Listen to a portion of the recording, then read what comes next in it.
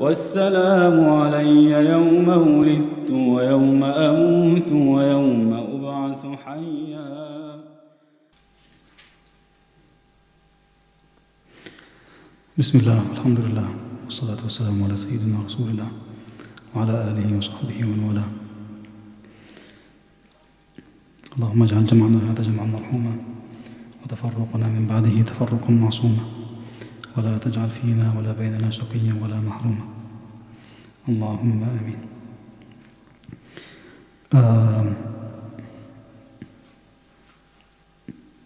I've been asked to somehow explain further what is meant by the previous hikmah that we've covered.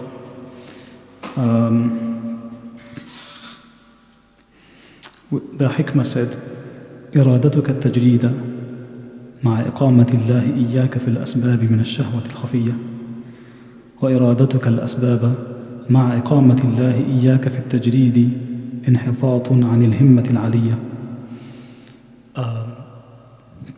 Literal translation wouldn't help much here. This hikmah tells us that there are two types of people that Allah has created.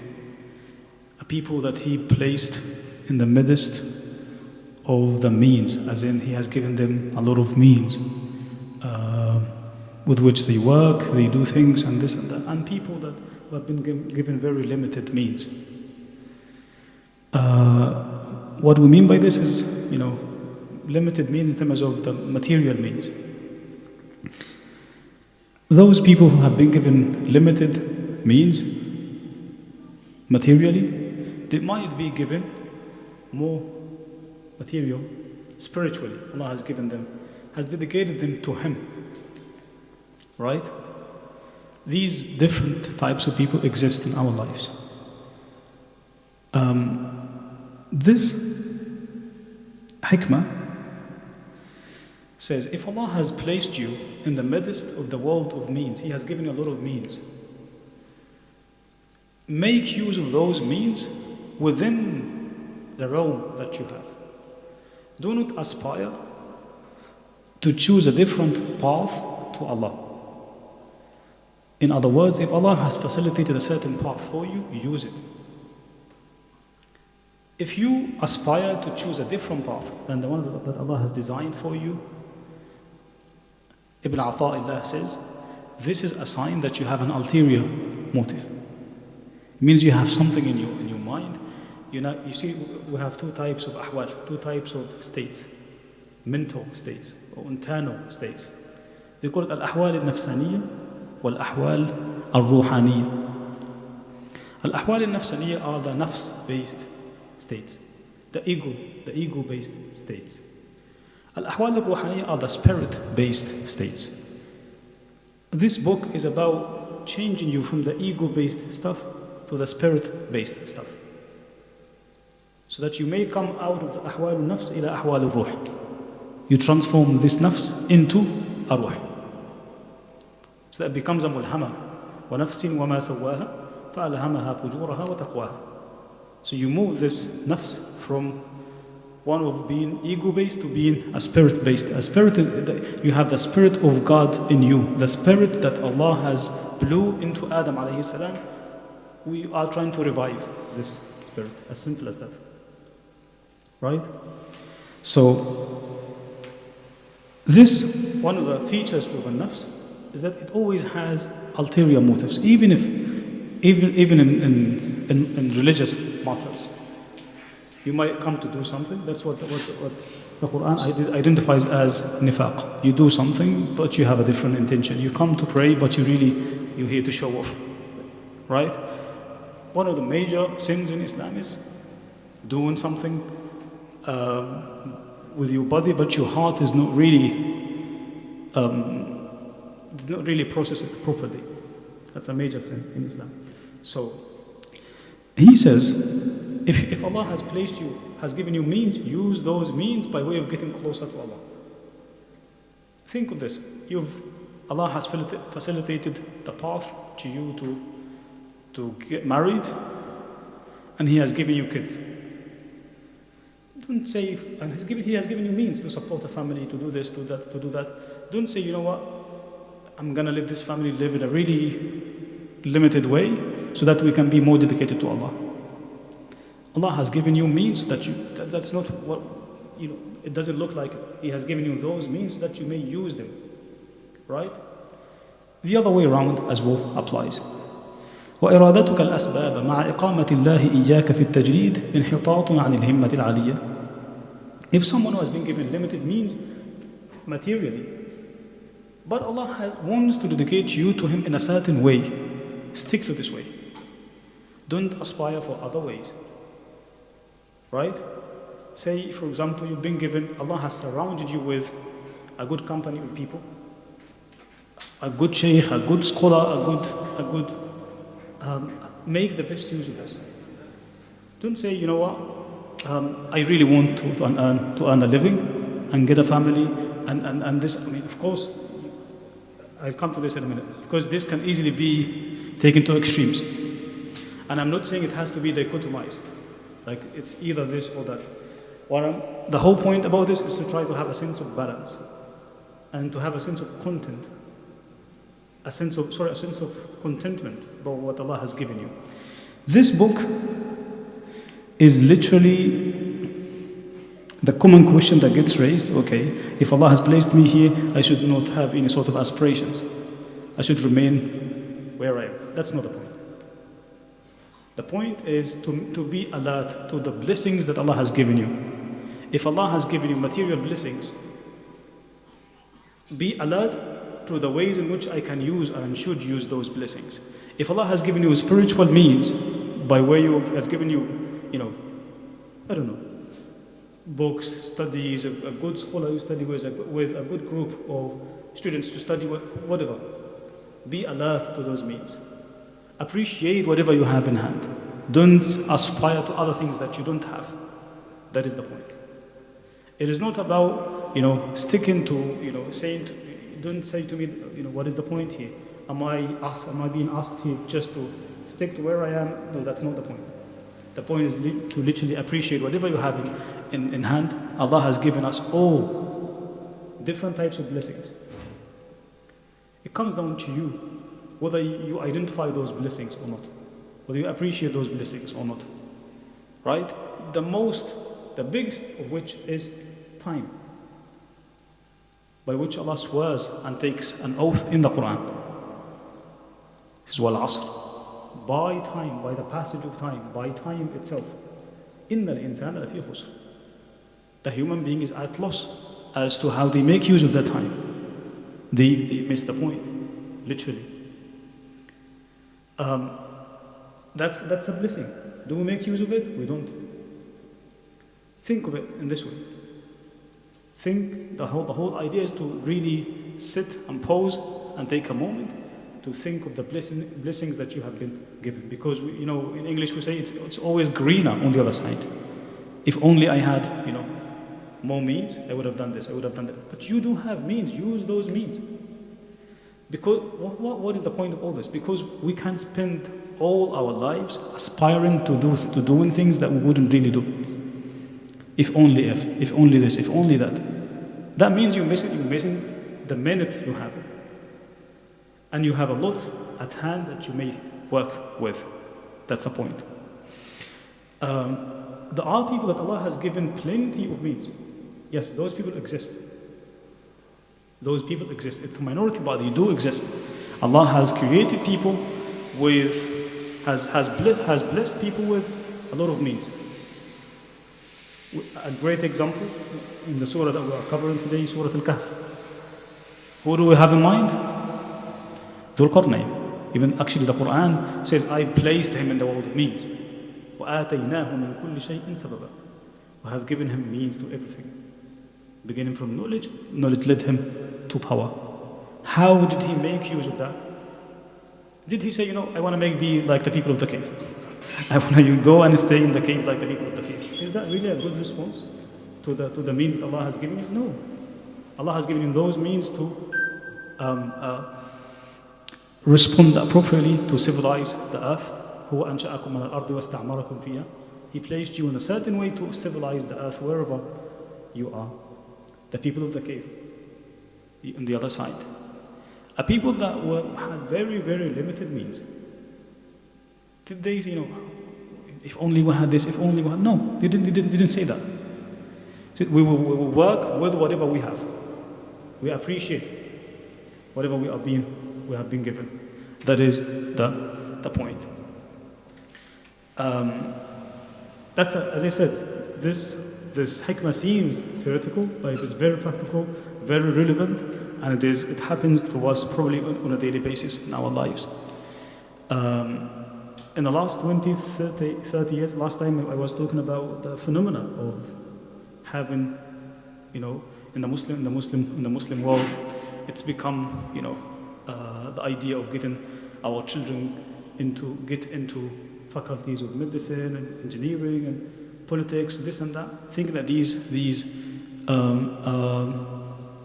disciplines or faculties would ensure them good jobs, materially, right? On the other hand, people started to look down on humanities subjects. But those humanities subjects, you can't ignore them, right? Maybe you can sideline them, we marginalize them, but you will have to pay a high price for that. Because that's not how Allah made us. As in, He made us like balanced human beings with a comprehensive understanding of things.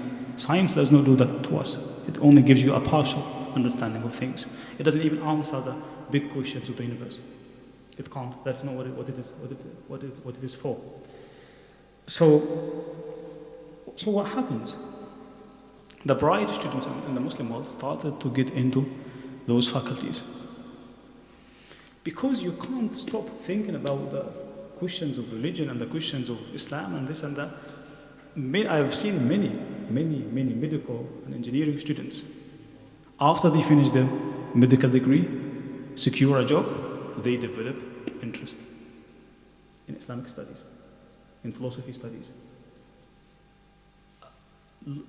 Because those medical degrees, engineering degrees, they can satisfy your aspirations up to a point intellectually.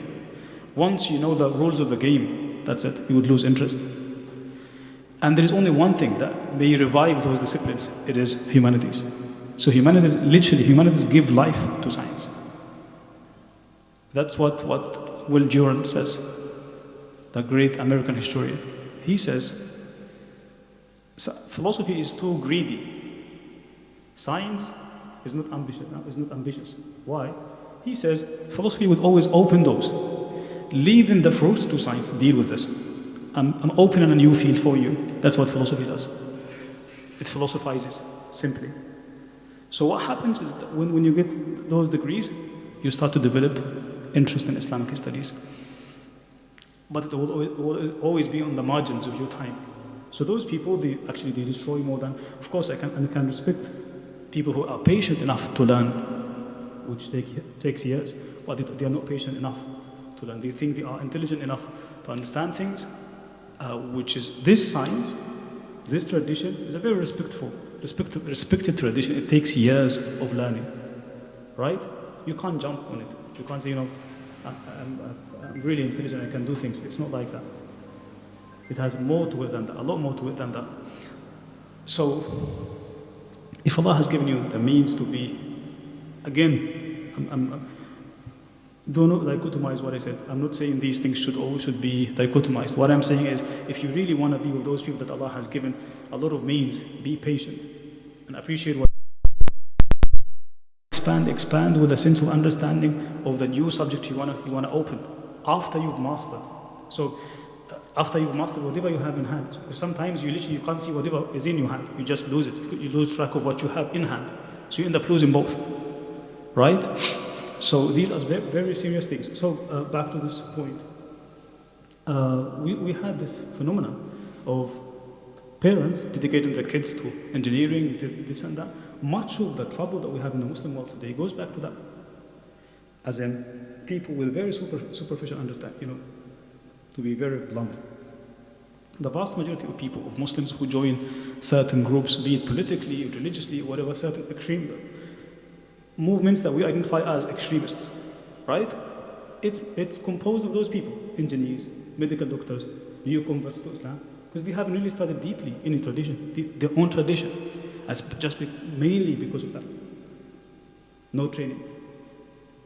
They get attracted to the ideas as they are presented to them without any sort of deep investigation of what they are approaching. Of course, knowledge today has become absolutely divided, and we do need to have people who somehow have a decent understanding of everything. Taking knowledge back to its pre-modern conception. Pre-modern knowledge was somehow more holistic, as in people would, I said that before, the word university comes from having a universal understanding of things. So if you graduate just with a degree in physics, but you have no idea what philosophy says, what psychology says, what religion is about, you're not really a university graduate, right? So what happens here is that you are producing partial people who are not really, who don't have any sort of, who don't have perspective in life, right? Pre-modern knowledge, no, they wouldn't do that. You would have, they had this sort of, Muslims had something called Nisabul Ulum, the degrees of sciences. In English, when I ask you to think of the subjects that we have, so they would start, say, from, I don't know, say anatomy up to zoology, like you have an alphabetical ordering of sciences, beginning, I don't know, think of a discipline that begins with A. Anatomy, I don't know, any sciences in mind that begins with archaeology, astronomy. Even if you have anything that begins with A, B, C, that would be, there is no, what I'm trying to say, there is no ordering, there is no hierarchy of knowledge, there is no hierarchy of knowledge. In the Islamic tradition, the case was not like that. In the Christian tradition, it was not like that. In the Greek tradition, it was not like that. There would always be a gradual. There are certain basic knowledges you have to begin with. And after you master this, you move to another thing. And after you master that other thing, you move to another thing. So that when you arrive at the peak of it, maybe you can have another discussion on the Greek tradition and that. It's just unbelievably well structured, right? So now you might have someone who has a degree in archaeology, but they again have no idea what is being discussed. Knowledge should be seen as holistic, comprehensive. So we've lost that. So it is not that I am calling you to become, if you are a physicist, stick to physics. No, that's not the point. But within, be alert to whatever the means that Allah has given you. If you want to expand, you expand with wisdom. You expand with, and do not, object to your own. Not appreciate whatever you have now, because you can't spend your whole life wishing things. I wish I was like this, or chasing things, and you end up doing nothing with your life, right? So if there is one piece of wisdom that can be taken out of this one, be alert to the blessings that you have in hand. Again, there are certain people Allah has given plenty. I'm being reminded of a man with the name of Abu Yusr Abidin. Anyone heard of that name? Any Syrian guys? Abu Yusr, تعرف يا أيه؟ Vaguely. نعم؟ Abu Yusr Abidin. He is often given the title of Khatimatul Muftin, the last of the Muftis, or the Mufti's last. He was from Damascus, died in 1981. This man was a giant in medicine. He was a giant in medicine. He is the grandson of another giant in the Islamic tradition, Al-Mufti Al-Kabir Ibn Abidin, صاحب حاشية المذهب الحنفية. Right? حاشية Ibn Abidin. Ibn Abdi, a great scholar who lived in Egypt, this is his grandson. Abu Yusr was a medical doctor. He practiced medicine as a well-established medical doctor, but he was born and raised in an environment of Islamic scholarship. Memorized the Quran, and by virtue of being within that family, Allah has facilitated the path of knowledge to him. He practiced medicine for 30 years. After those 30 years, the man, he hasn't been disconnected from Islamic studies. It's always been with him. That he ended up being appointed as the Mufti of Syria, Asham. That's how knowledgeable he was. So those people exist. Those people who have this universal understanding, this type of capacity, they do exist. We should aspire to be like those people. But the point, do not underestimate whatever you have in hand. On the other hand, you have someone, for example, Allah has facilitated the path of the Quran to you, has made you a memorizer of the Quran, or helped you become noted in a certain field. Don't say, I want to do medicine, I want to do engineering. I mean, just stick to what you appreciate, what you have unbuilt on it. Allah has placed you within this environment for a good reason. It's up to you to discover yourself. Right?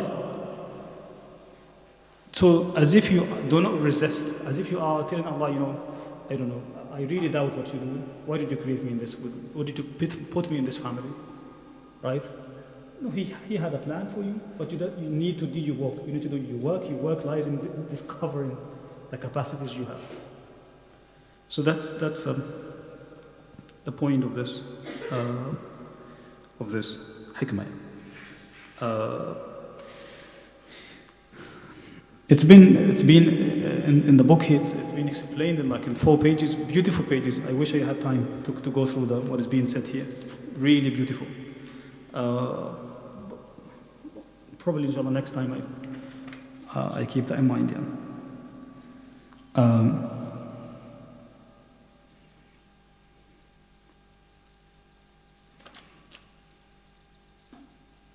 طيب. Is that clear enough, or should I need yes? No.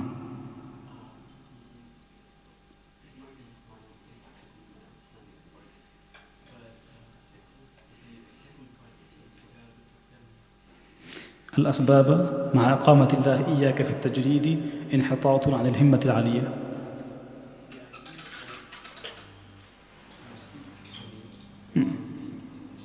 نعم.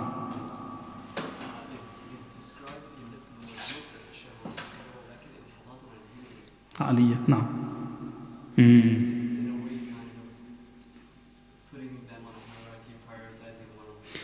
That's a wonderful question. That is a wonderful question.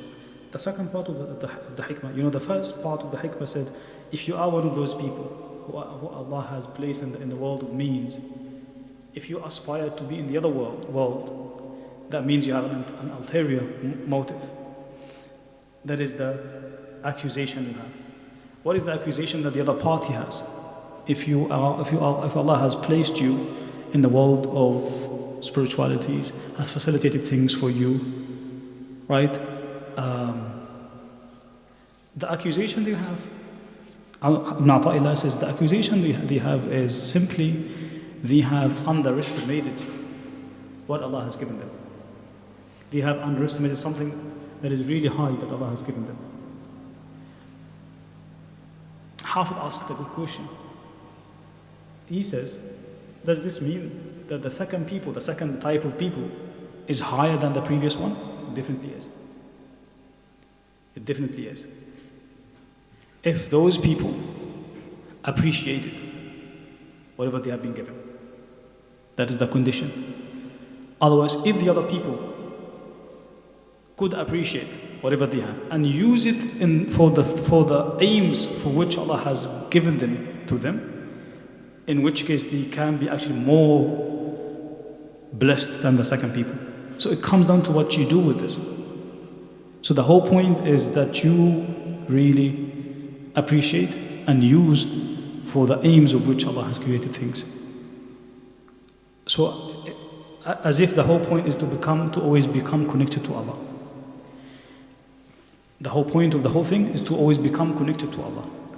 If you have been put in a place where it's easier for you to be connected to Allah, but you are still seeking distractions, stuff that may distract your track, that means you're not really appreciating something that is really high that you have been given, for which the other type of people would have a lot of work to do because they already have enough distractions.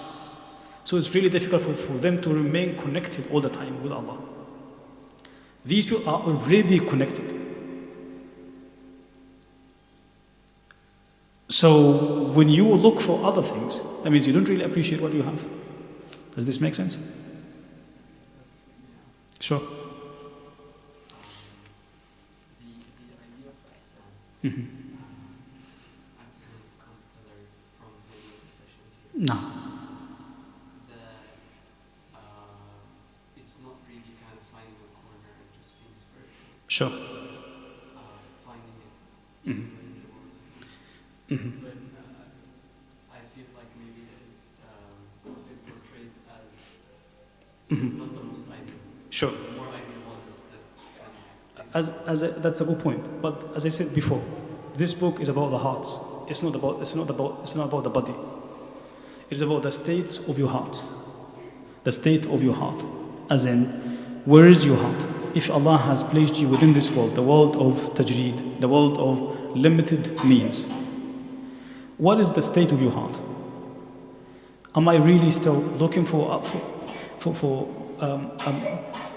what is my point of seeking other things? Is it really lack of appreciation of whatever I have right now? So it's not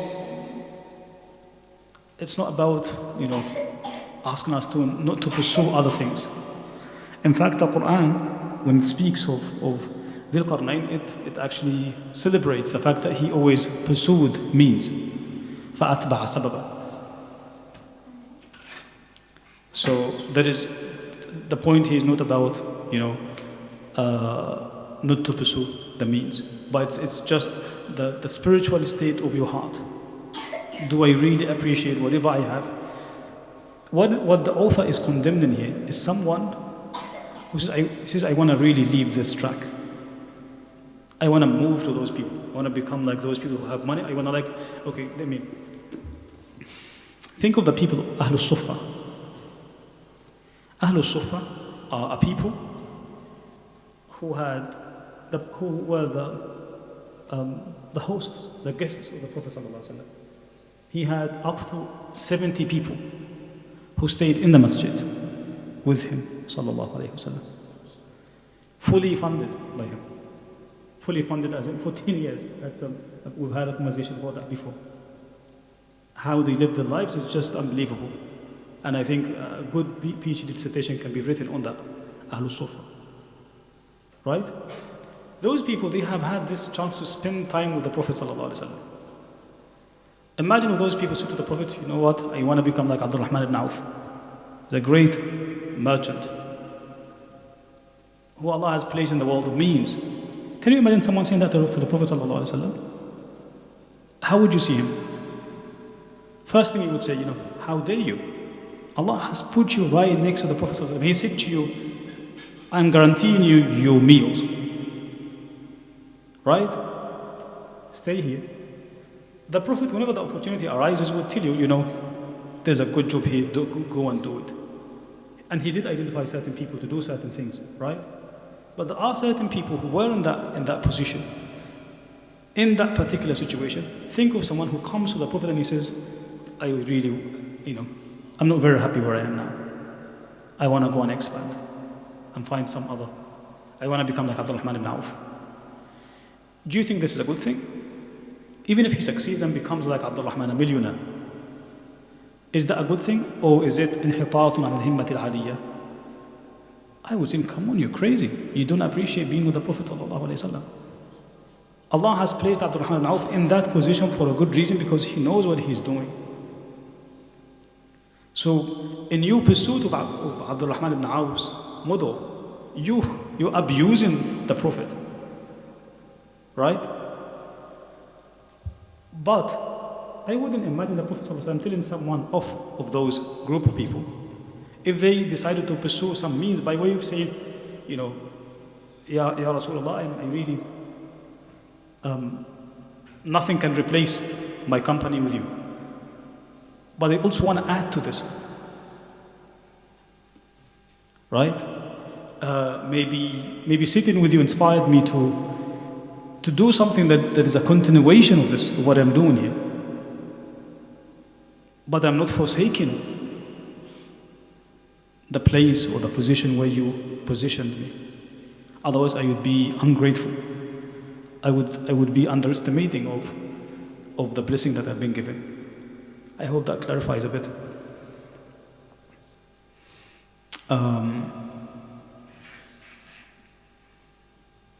So the point is not about pursuing. It's not about encouraging us not to pursue. No, that's not the point. The point is rather about appreciating what you have in hand. And when you come to pursue, don't become too attached to things that are not within your hands.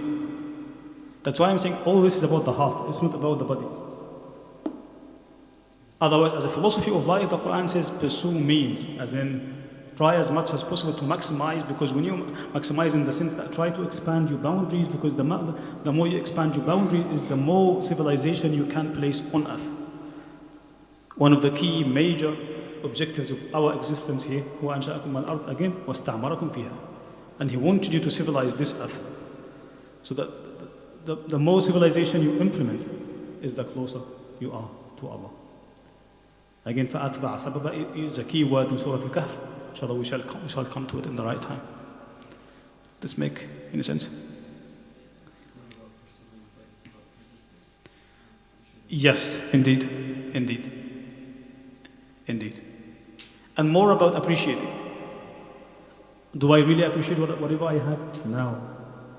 That's where most of us would fail. Recognize the blessings that Allah has given you. Well, I have seen many people wasting their lives, pursuing things, pursuing a mirage, just because they lack a sense of appreciation of whatever they have in hand. So try to spend some good time identifying the blessings, the capacities, the gifts that Allah has given you, and the ways in which I can use those. A relevant question we had last time, good that I remember. Okay, does this mean I shouldn't apply for positions? I should not stand as a candidate for this, I should not stand as a candidate for that. Again, that's not the point.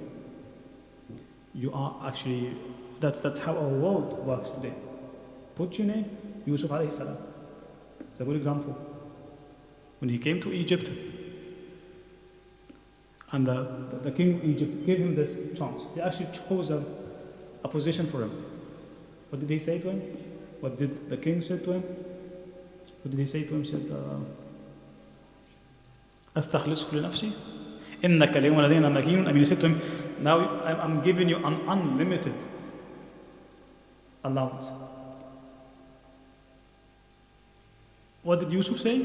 He said, I think I'm really good at accounting and financing and finance.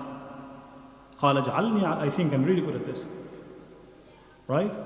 How did he make use of this? Did he underestimate?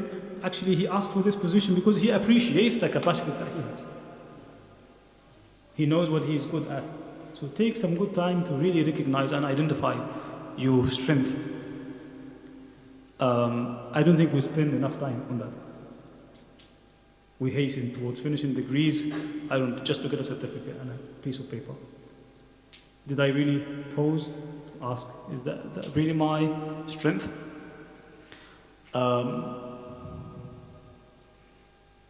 Yeah, that's why being in a good company matters.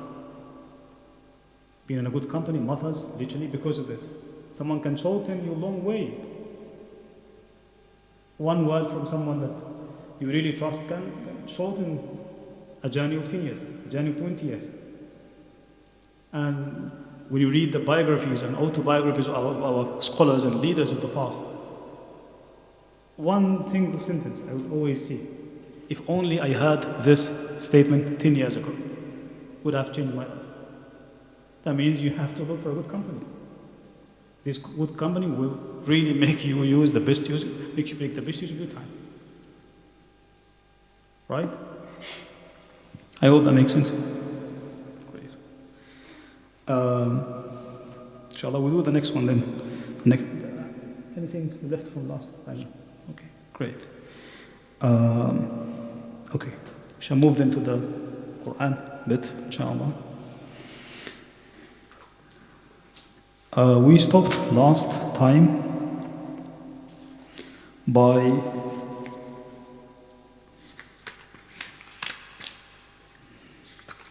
verse number 9 of Surah Al-Kahf. Who is reciting?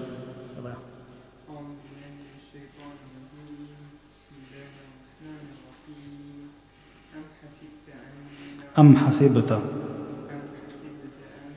أصحاب الكهف والرقيم كانوا من آياتنا عجبا إذ أوى الفتية إلى الكهف فقالوا ربنا آتنا من لدنك رحمة وهيئ لنا من أمرنا رشدا فضربنا على آذانهم في الكهف سنين عددا ثم بعثناهم لنعلم أي الحزبين أحصى لما لبثوا أمدا نحن نقص عليك نبأهم بالحق إنهم فتية آمنوا بربهم وزدناهم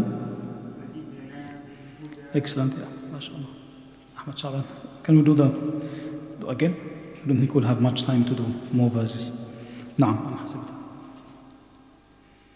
أم حسبت أن أصحاب الكهف والرقيم كانوا بآياتنا عجبا إذ أوى الفتية إلى الكهف فقالوا ربنا آتنا من لدنك رحمة وهيئ لنا من أمرنا رشدا فضربنا على آذانهم في الكهف سنين عددا ثم بعثناهم لنعلم أي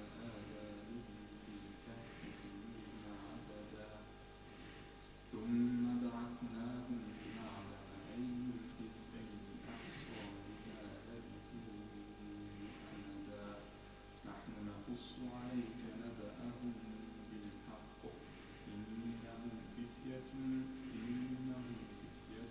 آمنوا بربهم وزدناهم هدى. Well done, mashallah. Mika.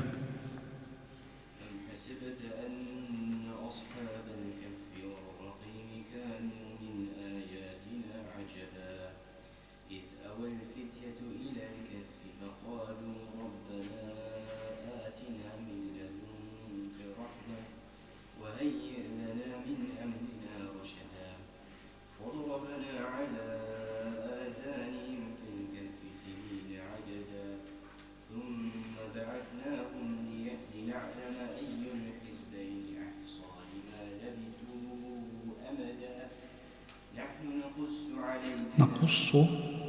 نقص عليك نبأهم بالحق إنهم فتية آمنوا بربهم وزدناهم هدى. Well done, Mika, mashallah.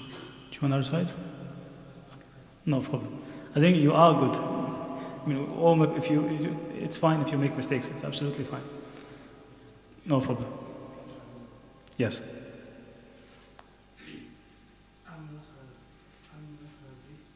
حسبت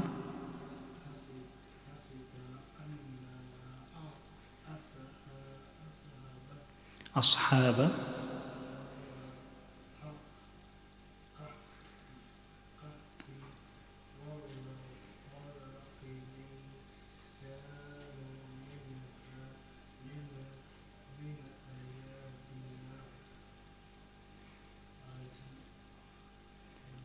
عجبا.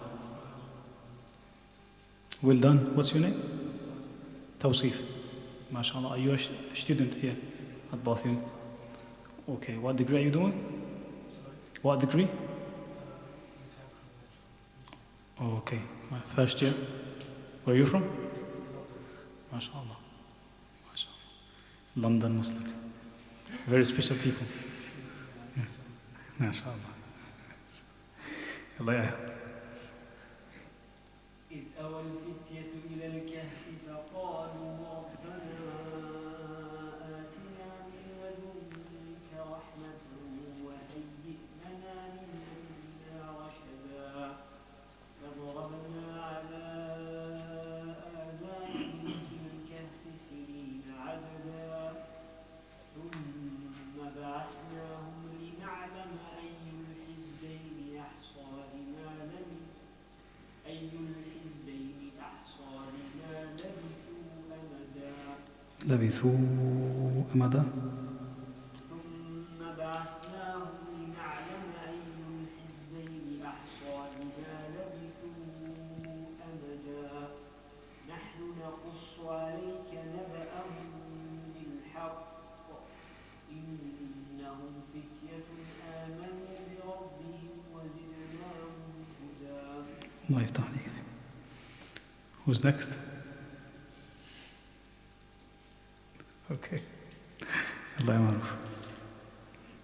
حسبت أن أصحاب الكهف والرقيم كانوا من آياتنا عجبا إذ أوى الفتية إلى الكهف فقالوا ربنا آتنا من لدنك رحمة وهيئ لنا من أمرنا رشدا فضربنا على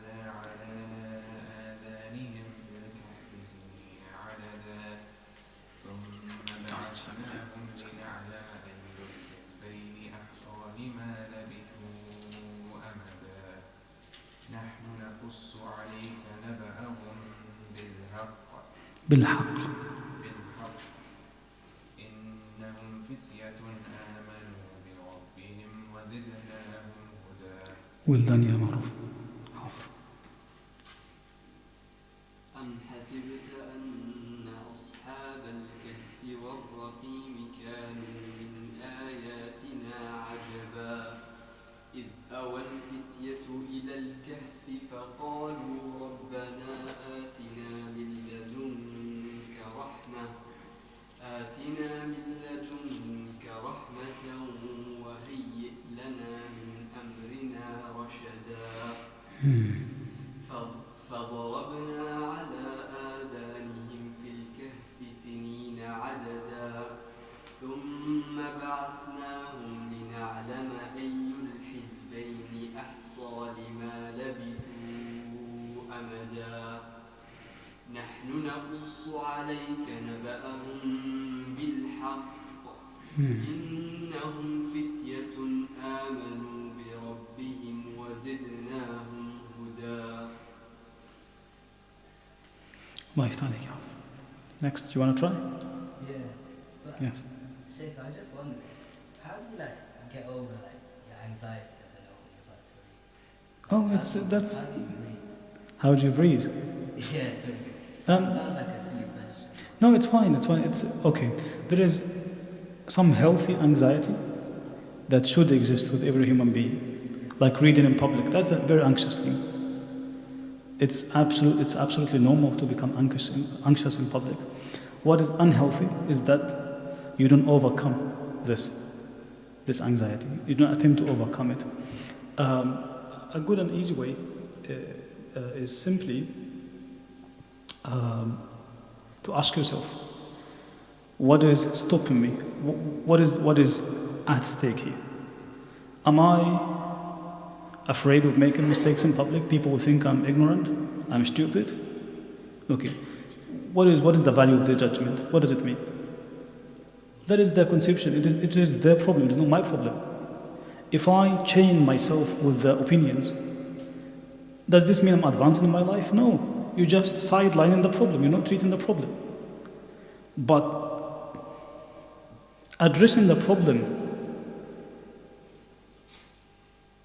literally on its head is by throwing yourself. Just throw yourself. And it will come. It will definitely come. I'm trying that for a long time. It will come. Just keep trying. There is a proverb that says, you can't win it unless you are in it. You can't win it unless you don't know, simply. Yes, we all make mistakes, we have issues with pronunciations, but you choose for yourself. Would you choose to remain ignorant for the rest of your life? Or you'd rather be corrected now, and that will be a temporary thing, and inshallah at some point things will get better. So always think of those consequences and see what is at stake. Am I afraid of people's judgments? What does it mean? What value does it hold? Nothing. Literally nothing. It matters to them. And here you have sitting amongst students. They themselves understand the nature of this sitting. Of course, you don't have to read. But what I'm saying is, that's not a judgmental sitting. I assure you, it's a very safe. Not very. It's yes, please.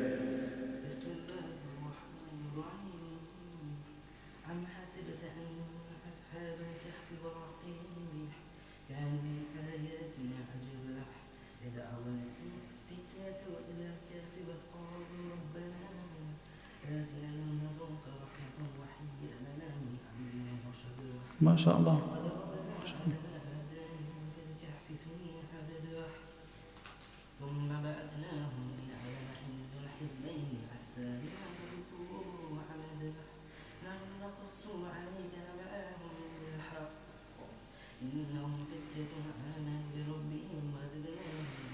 MashaAllah. You should be proud of yourself, man.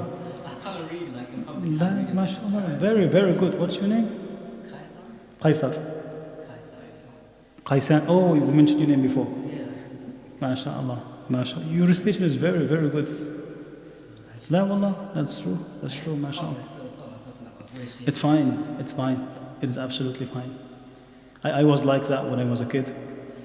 I mean, a kid as in I was 12 or 13 years of age. Like it wasn't an easy thing to read in public, so it is absolutely fine. Yeah, but it's just worrying because like I even taught as well as a teacher as well, even in the Masjid. Lived like 9 years now. MashaAllah. But I stopped now, but like I was studying for like 9 years. Okay. Even then after now, like in public, I still struggle to. Okay. Maybe you can do some presentation skills course or something that would help. But no way the solution is just to remain silent and that's not the case at all. But very well done, mashallah. MashaAllah. On the sister's side?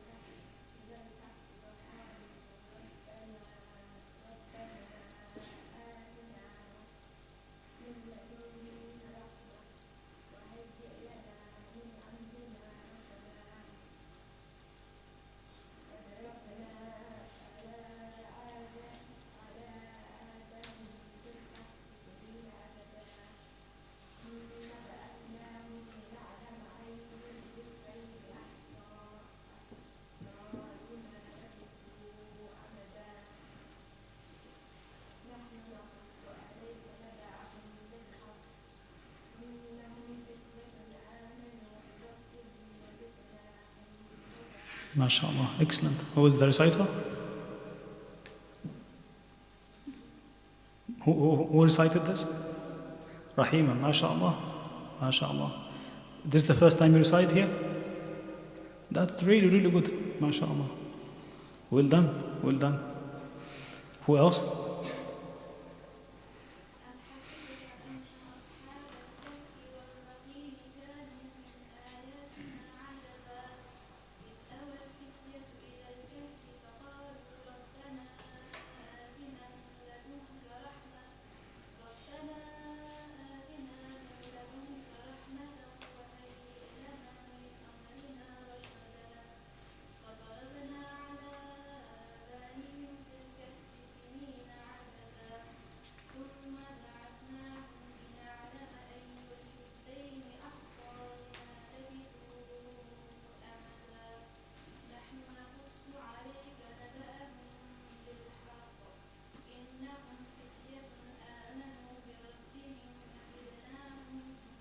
Excellent, Nadine, mashallah.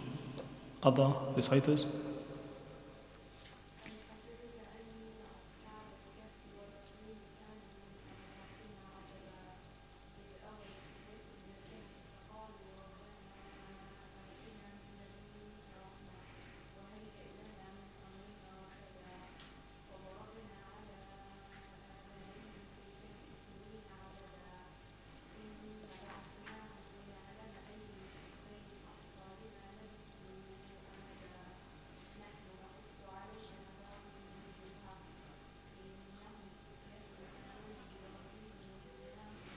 MashaAllah. Very good. Who is that? Aram, MashaAllah. Very impressive. MashaAllah. Who else? Okay. Just to reiterate what I said in the explaining the hikmah of Ibn Abdullah, if you are doing, alaykum salam wa rahmatullah, if you are doing a master's in whatever subject, engineering, mechanical, whatever, do be encouraged to, for example, try and memorize Quran, to learn Arabic, to do this, to do that. It has nothing to do with what we were discussing a while ago regarding the means and limited means and this and that. Right? In fact, we want to go back to how Muslims conceptualize knowledge in advance in pre-modern societies, having people who have universal understanding of things. And as a Muslim, I don't know how you make sense of things, how you make sense of your Islam. We didn't really know the Quran. As simple as that. So you need to have a deep relationship with the Quran. So I would want you to become the people who want to expand. What we are trying to avoid is just to avoid underestimating whatever we have. But try to understand the capacities, the gifts you've been given, and build on them. That's the point. Otherwise, we really want the model of Muslims who follow the means, pursue the means, with their hearts open and appreciative of what Allah has given them. I hope this is clear enough, because this is dangerous. I mean, if you miss the point, this point, that means you've missed a lot. Right?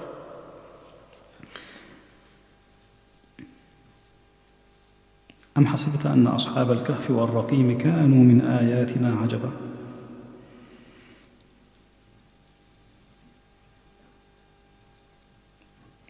A good question here. The verse literally says,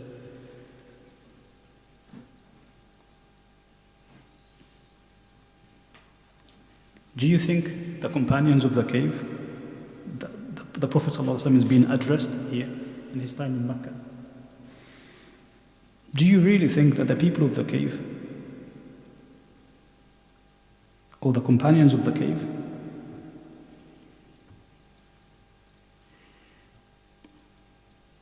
you know, the cave, first of all, how do you define a cave? What is the definition of a cave?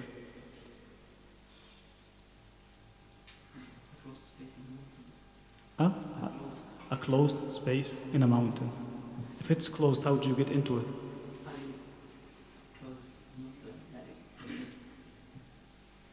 That's a good, you know. Let's apply some logic here. When you come to define something, you have two things.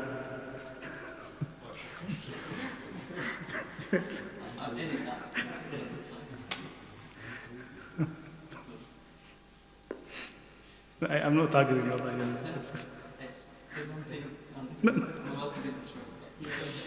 You know, Allah, you know. Huh? Exactly. That's the last answer. I'm really sorry. I'm not targeting you. No targeting here. When you come to define, let's take this wallah as a good exercise. Yeah, to use logic. Okay. When you come to define something,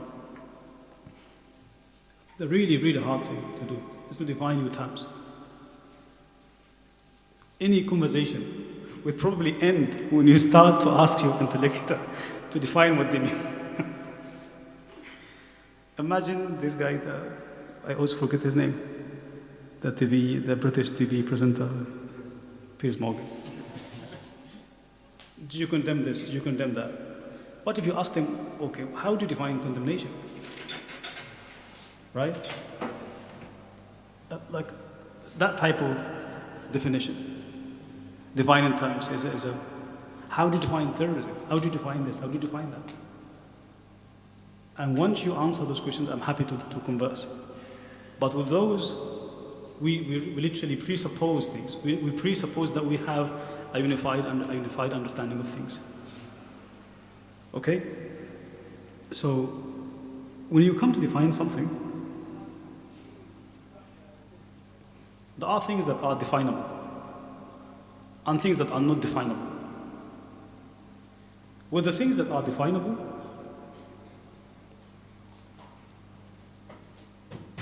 you define them with something that is basically the essence of it. The essence of it. Think of, for example, you have a square, you have a circle, and you have a triangle. How do you define a triangle in a way that makes it different from the circle and from the square? There is something that unifies all these guys, all these frames. What is it? Angles. Brilliant. What is so particular about the triangle?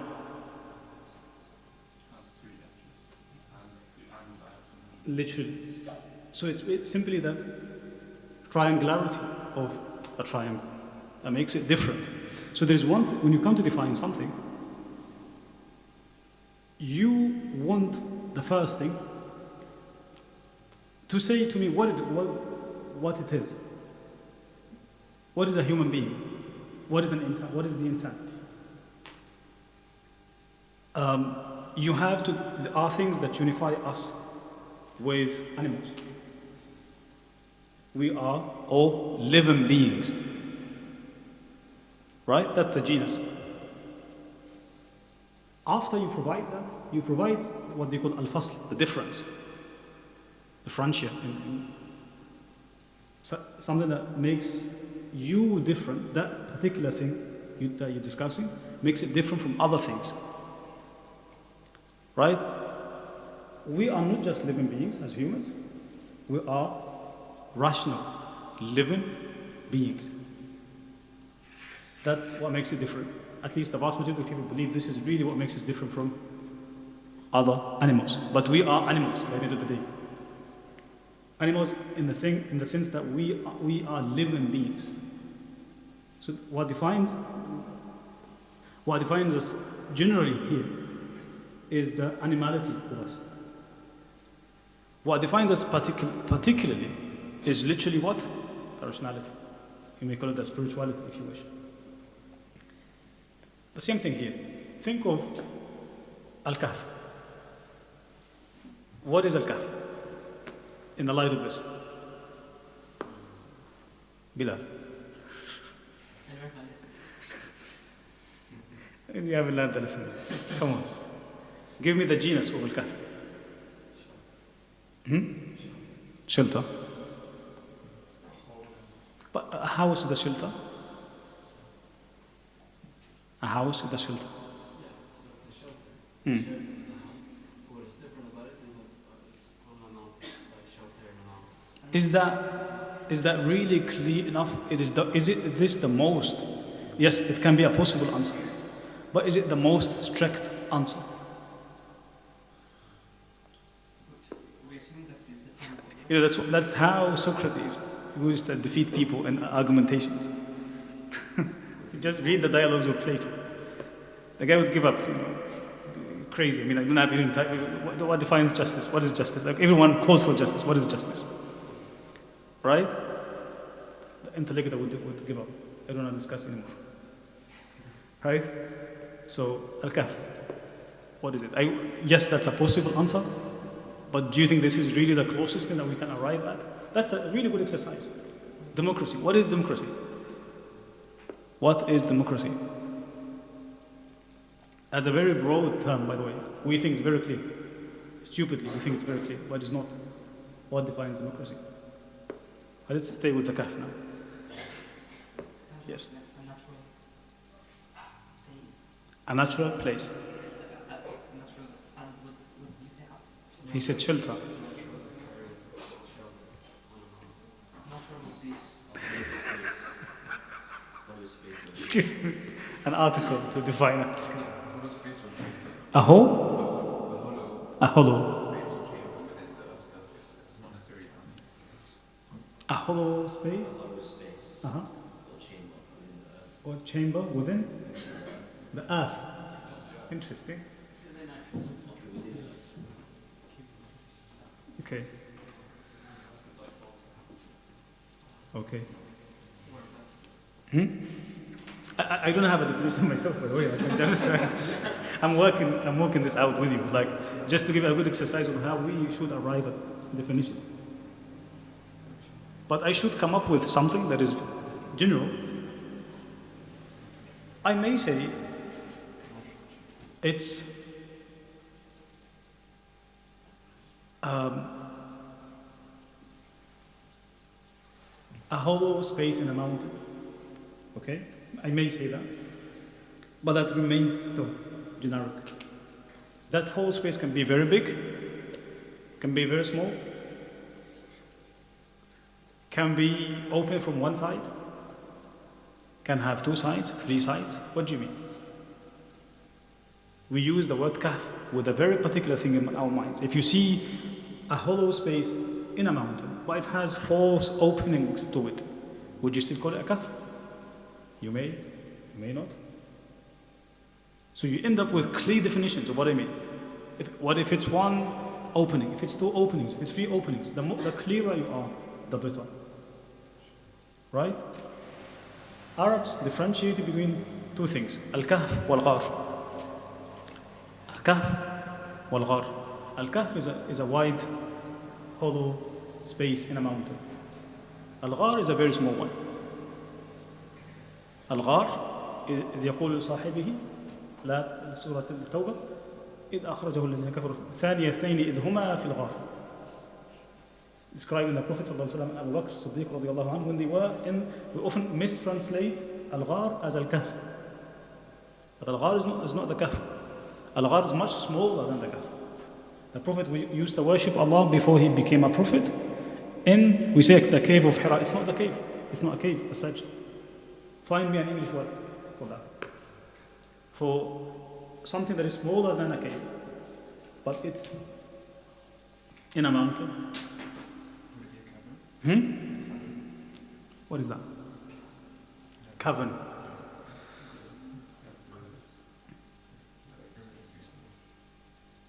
So Al-Ghar is much smaller than that. Al-Ghar can take up to 1, 2, 3 people. That's it. If it's more than that, it becomes a kahf. So this is a kahf because it's wide enough to accommodate up to 7, 8, 9, 10 people. That is the value of definition. Definitions makes things very clear to us. Up to an extent, up to a point. Otherwise, at some point, pursuing and persisting on definitions beyond the reasonable limits is just can become insane. Because that shows us our incapacities. Allah says this is how little knowledge you have. How little the knowledge that you have. Aristotle said this. He is the founder of logic himself. He said, make sure and be mindful of the nature of definition. You can do this up to a point. Otherwise, at some point, it will collapse. So you can define things as much as you can just to make things clear. The undefinable things, we can define them in other ways. They call it ta'rif bil-rasm or ta'rif bil-hadd. With Allah subhanahu wa ta'ala, we can't apply this. But we can apply, that's why we have al-asma'ullah al-husna, or sifat. It's really, you can't define Allah as in we haven't, He's beyond us. He's the, epitome of this. But you can get some descriptions here and there. That's why He says in the Quran, يَعْلَمُ مَا بَيْنَ أَيْدِيهِمْ وَمَا خَلْفَهُمْ وَلَا يُحِيطُونَ بِهِ عِلْمًا. He knows the ins and outs of them. They have no way, and us humans, we have no way to encompass Allah in our knowledge. They call it ta'rif bil-rasm. Al-rasm means like you define Allah by description rather than by clear definitions as such. Yes. I was thinking when you said Hmm. You see that limit is imagine you look for a definition, you say the endpoint of a definition, or like a suitable endpoint, is where you find a definition that doesn't have any contradictions. As in, You're right. as in it doesn't contradict anything else. Like, for example, K, you describe it in a way that only a K can be a K. Hmm. Everything else could be. That's true. That's very true. Very true. Of course, we can spend hours and hours on the concept of definition in logic. It's a very lengthy discussion in logic. Okay, what defines a good definition? Today we just scratching the surface here of logic. But it's very good, very important exercise. And people hate that. People hate arriving at definitions. Because I asked you, what is the essence of democracy? What is the essence of democracy? You would tell me, because it's the best way to arrive at, some fair elections. You may say that, right? But I could say to you, what if this democracy can defeat its own purpose? Would you still define it as democracy? Right? What if this democracy leaves a space for manipulation? Would you still define democracy in this way? So you just need to really question what you mean by this. Having the end goals in mind. So we often conflate the means with the ends. The means with the ends. حسبت أن أصحاب الكهف والرقيم. Did you really think the people or the companions of the cave والرقيم? Raqim is a very vague word. It could mean الشيء المرقوم, as in something that is written. But it could, Ibn Abbas, in one of the narrations ascribed to him, he said Al-Raqim is the village from which those guys were. The name of the village. First of all, those people, according to the dominant interpretation, they lived in the 3rd century Common Era after Christ.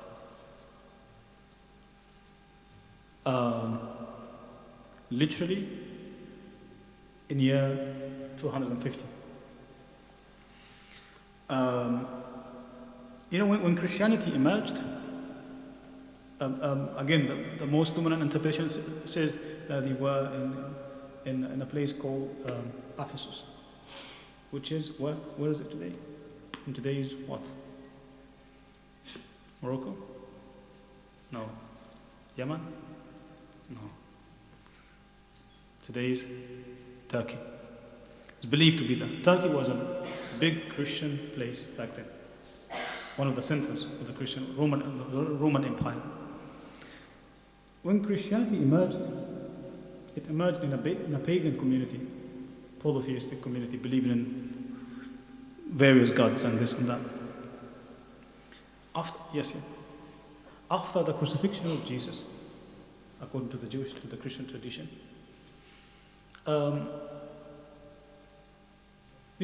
Christianity had a really difficult time for up to 300 years. Only after Constantine accepted and embraced Christianity as a religion in year 325, that Christianity became a state religion supported by the state. It took the badge of the Roman Empire safe. Prior to that, it was a time of persecution, more than 300 years. That persecution reached its peak in year 250, known in the Christian history as the Decian persecution, attributed or named after Emperor Decius. This man followed a chain of emperors who persecuted the Christians of the day. The Jews have always been there, as in the Roman Empire tolerated them in a sense up to a point, as in they had this philosophy: live and let them live, as long as they are not.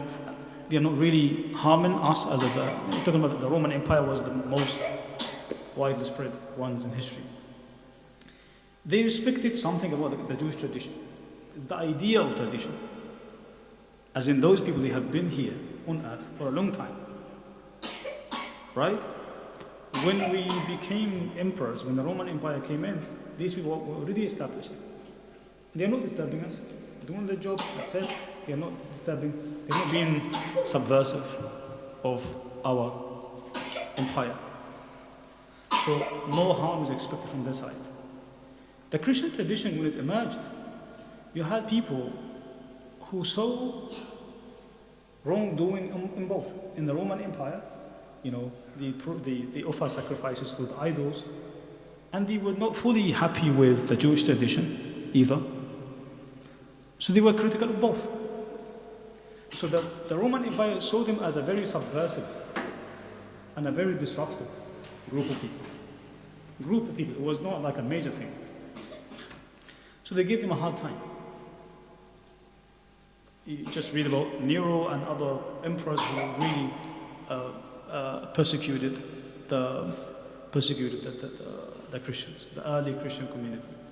That reached its peak in year 250. When this man, that emperor, who just judged, who reigned for 2 years, 249 up to 251. That group of people are believed to have lived in that time. The key question is, they would be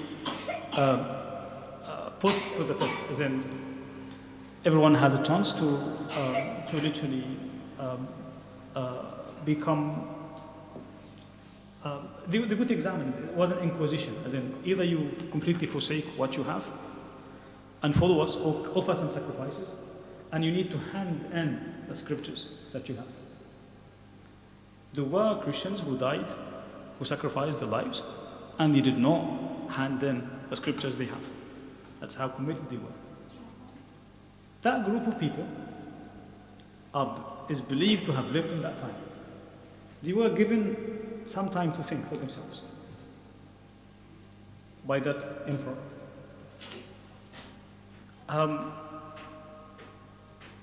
And that, by the end of the day, they decided to just leave the city and get into that cave by way of hiding. And that's why they began their journey with this dua. رَبَّنَا آتِنَا مِن لَدُنْكَ رَحْمَةً وَهَيِّئْ لَنَا مِنْ أَمْرِنَا رَشَدًا. Show us a way out of this catastrophe. We don't know what we should be doing.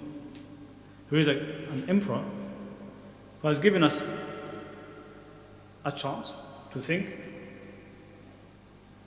and hand in whatever we have and just accept him and accept the polytheistic beliefs.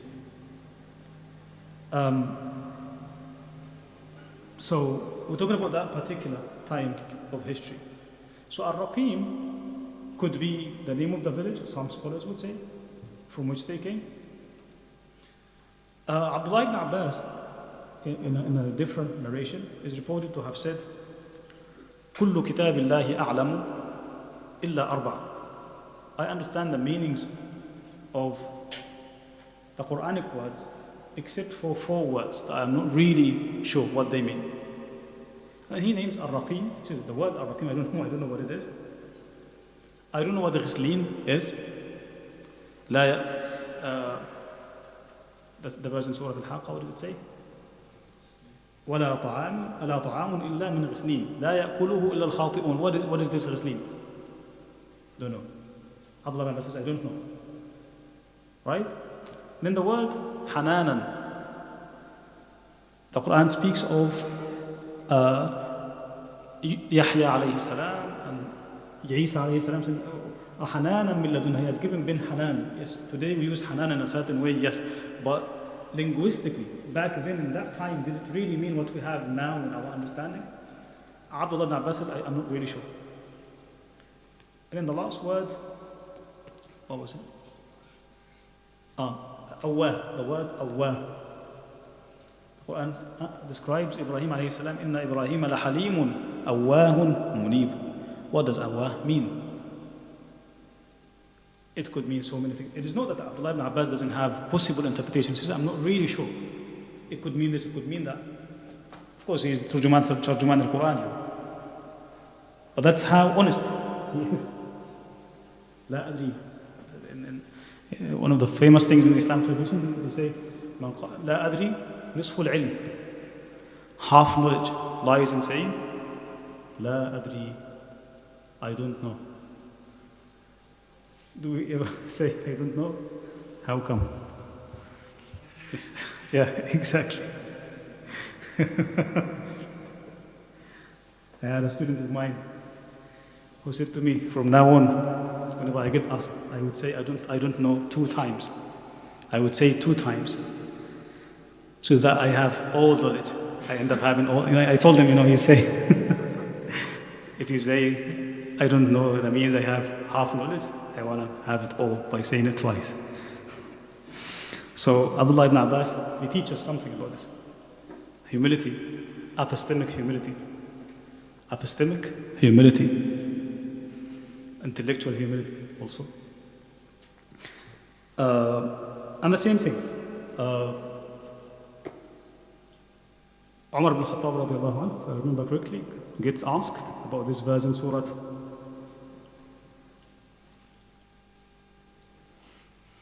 Abasa وفاكهة وأبا. He gets asked, what is this ab? He says, ما هكذا كنا نسأل رسول الله. As in,